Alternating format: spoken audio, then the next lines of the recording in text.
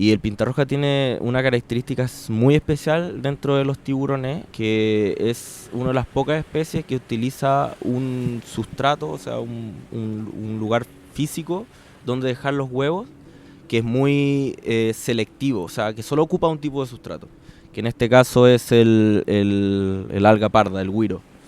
Ítalo Fernández es biólogo marino de la Universidad Católica de Chile e investigador adjunto de SUBELAB, un laboratorio de ecología submarial que investiga la interacción de distintas especies con su entorno.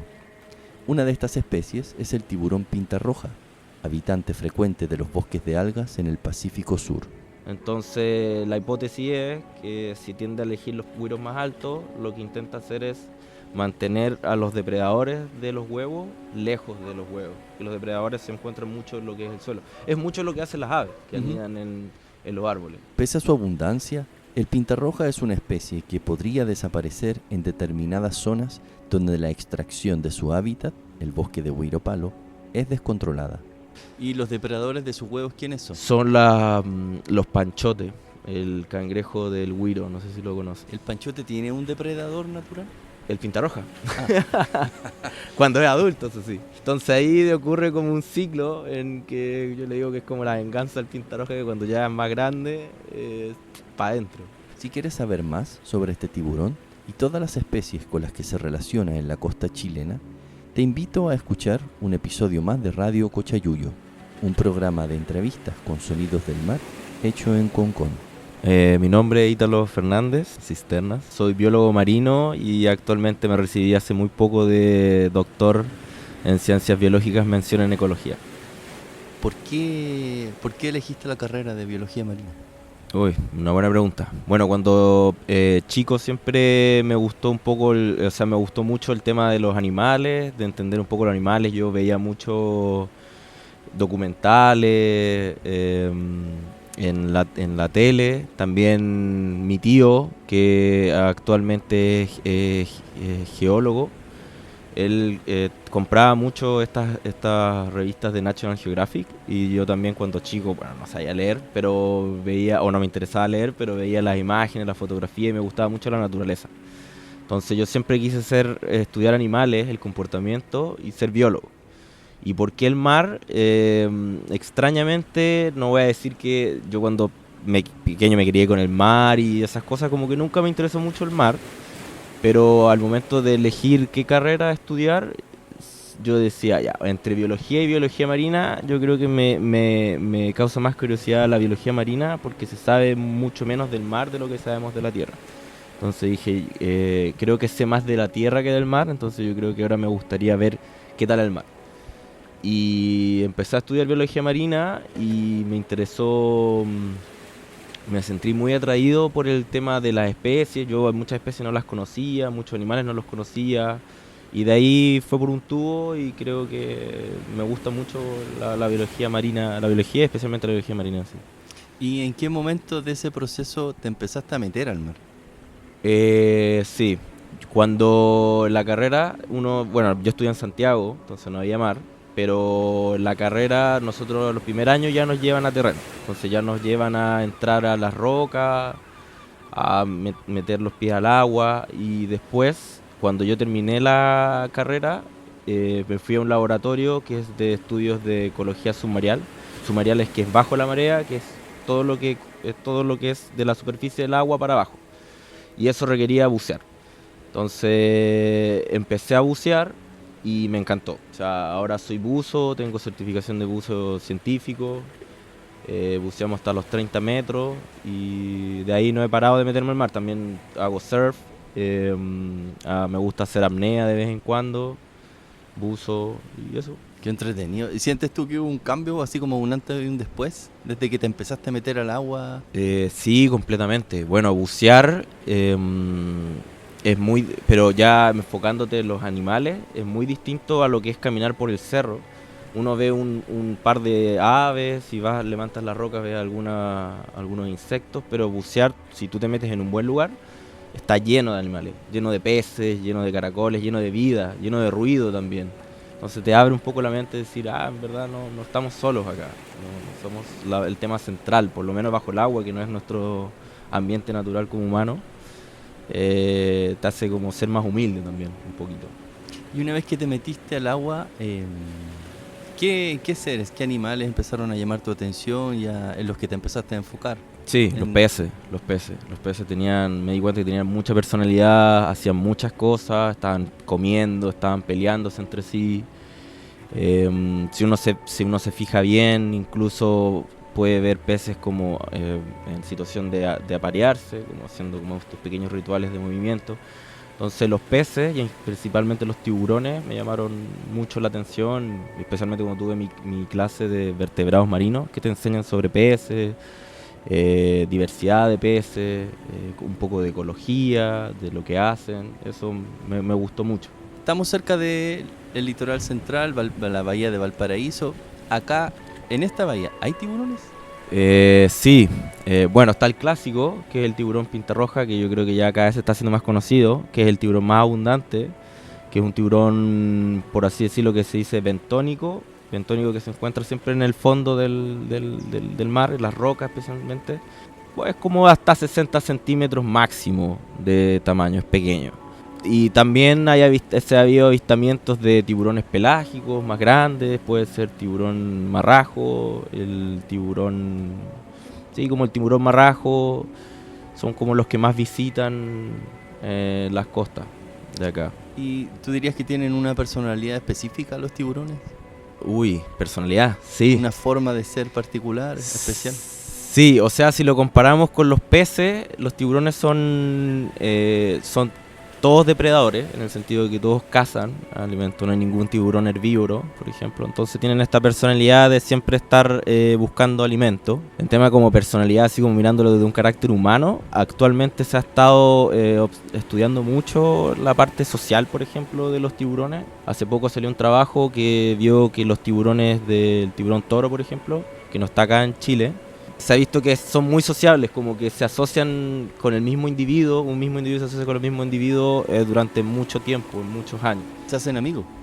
Por así decirlo, como que les gusta pasar el tiempo juntos. Entonces uno piensa que siempre ha llamado mucho la atención, que bueno, los peces se ha estudiado más, pero uno piensa que los tiburones siempre están ahí nadando, como que se tienen que mantener nadando, como que van, como que uno puede decir, el tiburón está acá, después está allá. Pero se ha estudiado mucho y nosotros estamos estudiando también que los tiburones son más residentes de un área de lo que creemos. O sea, son como que tienen su hogar continuo. No es como que naden sin rumbo alguno. Y si uno se mete acá al mar, va a hacer apnea o buceo acá en el litoral central, ¿en qué parte podría encontrar tiburones y cuáles? Los tiburones que más tenemos acá en Chile son profundos. Entonces es difícil verlos, imposible verlos metiéndose solo acá al mar. Pero así como más cercano a la costa, el clásico es el tiburón pintarroja. Uno, si tiene suerte, podría ver toyo. El toyo es el otro que debería ser bastante común. Actualmente se encuentra súper amenazado por la pesca, muy amenazado por la pesca, entonces ya está en peligro. Pero si uno tiene suerte, podría ver toyos también, cercano a bancos de arena, por ejemplo. Y donde precisamente yo sé que, tiburón, el pintarroja siempre resulta fácil de verlo. Si uno se mete a algún donde hay roca, donde hay alga, la macroalga, es más fácil verlo en bahías más cerradas o roqueríos que generan cierto refugio. ¿Ya? Y siempre se encuentra muy asociado al alga, porque el alga es este animal, o sea, esta especie, el pintarroja, utiliza el alga para poner sus huevos. Entonces, si tú identificas una zona de postura de huevos, es muy probable que lo vayas a encontrar. Acá en este sector, la única zona que yo sé, que estoy seguro que hay, es cerca de Montemar. Y creo que también hay cerca de Torpedera, si no me equivoco. ¿Ya? Ahí también creo, o por esa zona se puede ver que hay zonas donde hay posturas de huevo. ¿Por qué le llaman pintarroja? Pintarroja, según yo, es porque el pintarroja tiene este patrón de coloración que lo hace camuflarse un poco con el fondo rocoso, que tiene este patrón como de literalmente tiene puntos rojos, un poquito rojo, oscuros, café, blanco. Yo creo que por ese lado va el tiburón pintarroja. Pero el tiburón pintarroja se caracteriza porque es un tiburón gato, que se le dice. Tiburón gato. Sí. Para mí parece más una serpiente, más que un gato. Tiene carita así como... Tienen ojos como de serpiente, ojos como en vertical, es bien alargado. Entonces su cuerpo tiene este movimiento más como de serpiente. Pero es de la familia de los tiburones gatos, que se les dicen. Porque tienen como unos bigotes, tienen los ojos también verticales como los gatos. Es el más abundante. Siempre es muy probable que lo encuentres si te metes a bucear. ¿Y es probable encontrarlo solo, en grupos? Es probable encontrarlo solo y en grupo. Sí, ambos. ¿Depende de la estación? Depende de la estación, sí, o depende también del sexo. Por ejemplo, las hembras tienden a agregarse más en grupos cerca de cuevas que los machos, por ejemplo. Y los adultos son más sociables que los juveniles al parecer son los que se mueven un poquito más. Las hembras son más sociables, también tienden a evitar a los machos. Los machos son como más territoriales, por así decirlo. Y si uno se encuentra un tiburón pintarroja, ¿qué hay que hacer? Bajo el agua, o sea, los tiburones pintarrojas no hacen nada. Prácticamente ellos, si tú pasas, no van a hacer mucho, y obviamente no agarrarlo.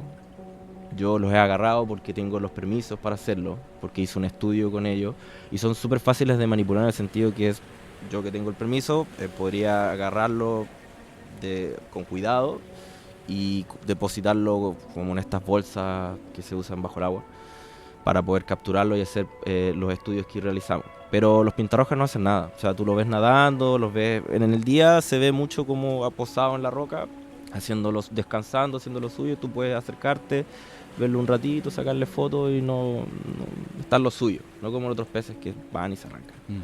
O sea, hiciste un estudio del pintarroja. Sí. ¿Podríamos abordar eso? Sí, por supuesto. Y contarnos en qué consistió el estudio. Sí, mira, a mí siempre, el pintarroja es un buen modelo de estudio porque es fácil de encontrar, es abundante y es fácil de manipular. Y el pintarroja tiene una característica muy especial dentro de los tiburones, que es una de las pocas especies que utiliza un sustrato, o sea, un lugar físico donde dejar los huevos, que es muy selectivo, o sea, que solo ocupa un tipo de sustrato, que en este caso es el alga parda, el güiro. ¿El cochayuyo? No, el cochayuyo es como otra alga parda, pero el cochayuyo está en lo que es como en las roqueríos en lo que es la intermareal. O sea, lo que uno va caminando por la playa y puede encontrar el cochayuyo, que es lo que se encuentra entre las mareas, ¿cierto? Yeah. El güiro es lo que está abajo, que está siempre abajo y tiene mucha forma de árbol. Okay, sí. Hay güiro, está la especie es Lesonia trabeculata, es el que está bajo el agua, que es el güiro palo. Y el güiro negro, el que está en el intermareal, que se parece un poco, que que como medio chascón, ¿cierto? El cochayuyo es el que es largo, que parece fideo cuando se mueven las olas. Este es medio chascón y literalmente parece un árbol, el güiro palo. Entonces, básicamente es un tiburón que anida en el árbol, como los pájaros. Entonces... Qué buena analogía, como los pájaros. Sí. De hecho, estoy escribiendo un trabajo, ahora justo antes que llegara estaba terminando para someterlo, que es mandarlo a revisión entre pares en científicos, que en la introducción hablo un poco de eso, como que se sabe mucho como cierto tipo de morfologías de los árboles o cómo el bosque está estructurado, determina un poco cómo las aves anidan o algunos mamíferos anidan, y en base a eso se cuida un poco lo que es el bosque. O sea, hay ciertas medidas de manejo de qué árboles talar y qué no, pero en el fondo marino no sabemos nada de eso. Entonces ahí hay un poco el juego que hago con el pintarroja de entender qué tan determinado, o sea, qué tan obligado está esta especie para cómo se encuentra el bosque de macroalgas pardas, en este caso el de güiro. ¿Por qué habrá elegido el güiro pardo? Es una buena pregunta. Bueno, lo que hemos encontrado es que el pintarroja tiende a usar, o como que tiene una preferencia por los güiros más grandes, los güiros más altos. Entonces la hipótesis es que si tiende a elegir los güiros más altos, lo que intenta hacer es mantener a los depredadores de los huevos lejos de los huevos. Que los depredadores se encuentran mucho en lo que es el suelo. Es mucho lo que hacen las aves que anidan en los árboles. Lo que hacen es tratar de... Uno, el árbol genera protección, porque si uno es difícil meterse dentro de un árbol, dentro de las ramas, y lo otro genera elevación de los depredadores. Lo mismo está haciendo el pintarroja. ¿Y los depredadores de sus huevos quiénes son? Son los panchotes, el cangrejo del güiro, no sé si lo conoce. Sí. Sí, ese. Ese, hay algunos caracoles, pero principalmente el panchote. Literal, usa las pinzas, abre el huevo y se come todo lo de adentro. Los huevitos de pintarroja son como un saquito, ¿no? Sí, pero hay dos tipos de huevos que son como un saquito. El de las rayas, que es como un ravioli, que tiene como unos cachos. Ese es muy típico, yo creo que es el que más se ve. Y el del pintarroja parece como una uva, es como una vaina, es más pequeño. Pero se puede ver en las playas, siempre es muy típico verlo adosados al güiro o suelto. ¿Y se engancha igual con unas patitas? No, el huevo del pintarroja es como que tiene unas estructuras que se llaman tendrils, que son como unos hilos orgánicos, todo, obvio, y que el pintarroja se da como unas vueltas en las ramas del güiro para adosarlo. Y es divertido, o sea, es interesante ver esto porque tú puedes encontrar estas zonas de anidamiento que le llamamos, que es lo que he estado estudiando yo, que si tú detectas una zona de anidamiento, probablemente todos los años la vayas a ver. Entonces, lo que hice yo un poco con este trabajo también fue mapear un poco estas zonas de anidamiento para hacerlos como zonas de protección, de conservación, ¿cierto? Y si tú los ves, puedes ver una sola alga, puedes ver hasta 100, más de 100 huevos en una misma alga. Entonces, muy interesante ver un poco ese, que muy poca gente cuando bucea sabe. O, por ejemplo, turísticamente tampoco es tan atractivo por ahora, porque pasan como colados, por decirlo así, porque los huevos son del color del alga, entonces como que se camuflan bastante bien. O sea, donde hay panchotes, ¿es probable que haya pintarroja? Huevos, puede ser que sí, o sea, al menos es lo que hemos visto. O sea, por ejemplo, lugares donde hay mucho panchote, hay muy poco huevo porque se los comen. O sea, panchotes siempre hay, pero yo creo que en lugares donde vaya a haber huevos vas a ver más panchotes, porque es una muy buena fuente de proteína para los panchotes. Habiendo tanto para comer, ¿por qué habrá elegido el huevo de tiburón el panchote? Bueno, el panchote se supone que come güiro, come hojas de güiro, come las frondas de güiro. Pero la herbivoría en el mar es súper sesgada, o sea, herbívoros igual terminan comiendo un poco de carne. Y como te digo, el huevo es fácil, está ahí, nadie no se va a defender a sí mismo, puede encontrar cientos de ellos en la misma alga, y los panchotes, como comen güiro, están muy adaptados a escalar el güiro. El güiro igual tiene defensas como este vaivén que tiene con las olas, del movimiento del mar, o sea, de las corrientes. Por ejemplo, el panchote está adaptado a quedarse y anclarse en el güiro. Entonces es una fuente ilimitada de alimentos, y entre eso y comer hojas, que es menos la proteína o es más difícil de digerir, se va al tiro por el huevo. ¿El panchote tiene un depredador natural? El pintarroja. Cuando es adulto, eso sí. Entonces ahí ocurre como un ciclo en que yo le digo que es como la venganza del pintarroja, que cuando ya es más grande, para adentro. Y creo que también el chungungo puede ser un depredador del panchote, peces de arrecife también. Cuando son ya muy grandes, ahí es más difícil. Pero el panchote más chico, juvenil, los peces de arrecife se lo pueden comer. Ya han pasado varios animales en este relato. Sí. El chungungo, panchote, el Es que hay pintarroja. mucho animal en el fondo. En torno al güiro. Mencionabas que el pintarroja debería estar protegido.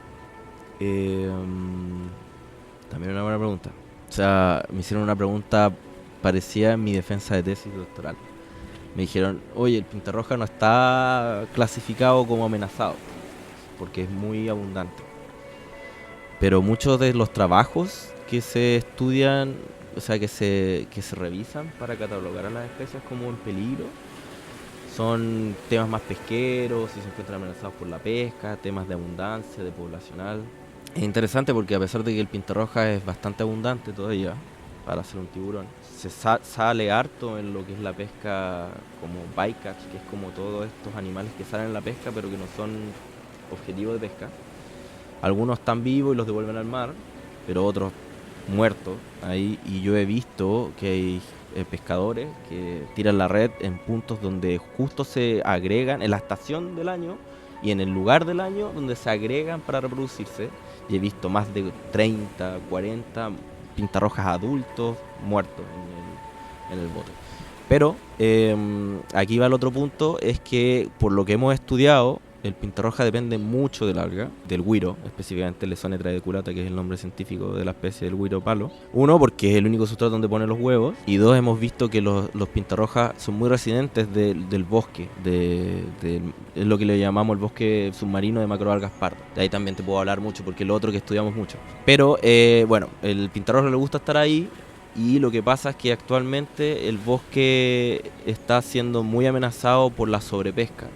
O sea, también en Chile se extrae mucho el alga, el güiro palo, especialmente en el norte. Hay un gran problema con la sobrepesca, con la pesca ilegal. El manejo del güiro se habla solo en cuotas de toneladas o tamaño mínimo de extracción, pero no se habla de un tamaño máximo de extracción ni cuánto güiro se puede sacar en un área, en términos del parche del bosque. Entonces, en el trabajo que hemos realizado, el traje que hice yo para mi tesis doctoral, encontramos que el tamaño del alga importa para el uso para poner los huevos, cómo está conformado el bosque también importa, y que son muy residentes en el uso de ese lugar. O sea, cada año van al mismo lugar a poner los huevos. Y muchas hembras ponen muchos huevos. Entonces, si desaparecemos el bosque de un área, que también hemos estudiado en el laboratorio, que hay sectores donde se barretea y no se ha recuperado en 1, 2, 3, 4 años el bosque, el pintarroja puede desaparecer, podría desaparecer como población al menos en un área. Entonces, si se podría ver amenazado, yo creo que el tiburón sí podría estar amenazado a largo plazo si es que no va acompañado de un buen manejo en temas de la captura de animales por bycatch, como también en el manejo de lo que es el bosque, el güiro palo. Y hablemos del bosque, del güiro palo. Sí. ¿Cuál es su función? ¿O qué entrega al lugar donde está instalado? En mi laboratorio hemos estudiado harto el bosque, porque el bosque es lo que se llama es una especie fundacional, es una especie que crea hábitat.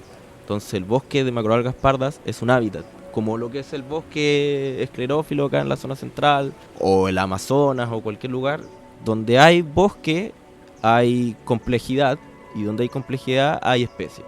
¿Por qué? Porque mientras más complejidad, más microhábitats genera, por así decirlo, las ramas en sí, el árbol genera sombra para otros, a lo que se llama el sotobosque, que también encontramos sotobosque en el ambiente submarinal. O sea, hay algas más pequeñas que aprovechan ciertas cosas del alga más grande. Entonces, muchas especies que dependen de solo que el alga esté ahí. Entonces, donde hay más alga, o sea, donde haya alga, hay este hábitat. Donde hay más alga hay más vida, y donde hay menos alga hay menos vida. Entonces genera hábitat, refugio, alimento, de todo. ¿Y este güiro qué cualidad tiene que le permite asentarse ahí y con eso atraer al resto de la vida? ¿Por qué es tan power? Bueno, necesita el arrecife rocoso primero para poder asentarse.